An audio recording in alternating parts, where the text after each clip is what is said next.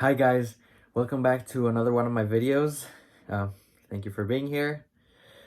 As we already all know, the Galaxy S20, S20 Plus, and S20 Ultra are out. But I would like to go back to an almost forgotten revolutionary phone for Samsung.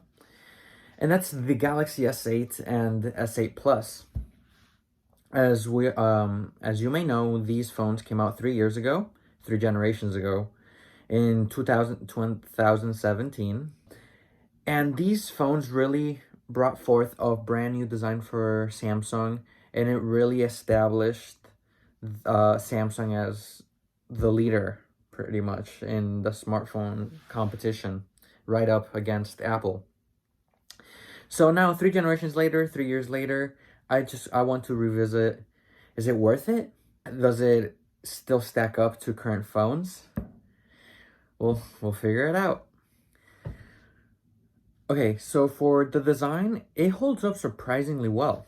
As we all know, it is one camera on the back with the heart rate scanner and the flash on the left side, and the fingerprint scanner on the right side. It has the Samsung branding, the Galaxy S8 or S8 Plus branding, and it's still remarkably thin, or at least it even feels really thin because of the curved glass on both the front and the back.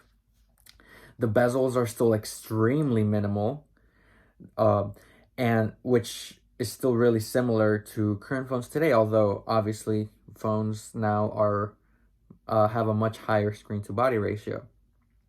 This phone that has a couple of cracks.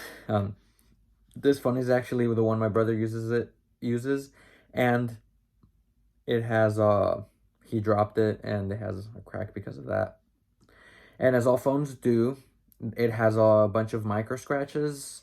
They're very minor, so there's nothing to worry about. The buttons are still very responsive. They're still very clicky and tactile. The speaker is still pretty teeny.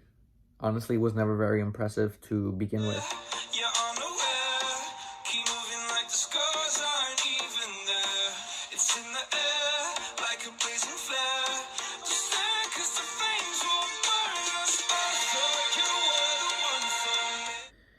And of course, it has the 3.5 millimeter headphone jack, which is now very missed by some.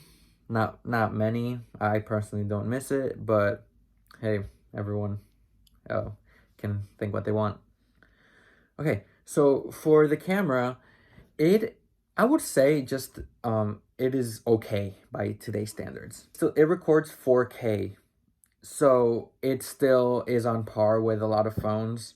Not the Galaxy S20, of course, that can record 8K, but it can still record very good video and take very good photos, decent photos. Just like when I originally got my Galaxy S8 a long time ago, it tends to overexpose a lot, but it will get the job done.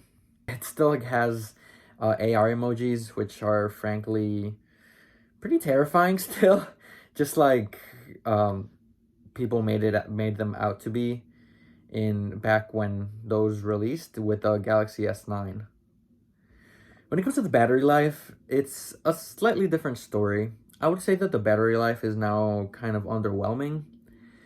It does last a day, but it is pretty much dying by the end. Like, you know, when you're in that one hard workout and at the very end, you're like, oh my God, kill me. This is so hard. That's probably what the phone feels like when it comes to the battery life at the end of one day. It averages about 3 hours of screen on time, which during these times of quarantining is not a lot. But again, we're home, so you can just charge it. It still fast charges, which is good, and obviously wirelessly charges, so that's still fine. But yeah, battery life as a used 3-year-old phone is what is expected. It's a little subpar. When it comes to performance, it is decent. It is not. It has received multiple updates. It is now running Android 9 Pi, which was unfortunately the last dessert name that Google gave Android, but it's okay. Yeah, so it's actually it's kind of surprising how Samsung still managed to get Android Pie on this, given their record of not being very good with updates. I can still play most games that you might want to play, like Minecraft, for example, or Mario Kart Tour. Yeah, so it is decent because it's also pretty used up 3 years. It does have some memory management issues since Android Pie is also much newer than the firmware it released, which was Android Nougat. And there's a little bit of lagging, but again, that happened to me from the time I got it. Snapchat tends to lag quite a bit, and it has gotten better with Android, but Snapchat has always trailed behind on the Android platform. Finally, the most important question that we're trying to answer in this video is it worth buying today in 2020? You know, this new decade. So the Galaxy S8 and the S8 Plus run you about $150 to $200 if you get it used in like okay conditions, like completely working conditions, which I think is a very good deal. Given the fact that it was a flagship phone, it is very worth the fact that it's only $150 to $200. They won't get any more major software updates, but it does still receive security updates. Like this phone recently, I think a week ago, received the March security update, which is very important. And having a Samsung phone is also going to give you the benefits that come with having a Samsung phone, which are the same benefits that having an iPhone has, which is when it comes to accessories. There's a ton of accessories for Samsung phones. And this phone uses USB Type-C, so you're going to have no problem finding a charger for it. So overall, I would say it's worth it, especially if you're trying to buy this for a young child or if you're just simply on a tight budget. It's very worth it in my opinion. Just make sure that you get used phone that is in good condition. Otherwise, what's the point? It's not going to work. Yeah, but overall, those are my thoughts on the Galaxy S8 and S8 Plus. If you guys have any questions regarding these phones, just let me know down below. I will gladly answer any of them, whether that's even related to if any specific apps work. I could also answer that.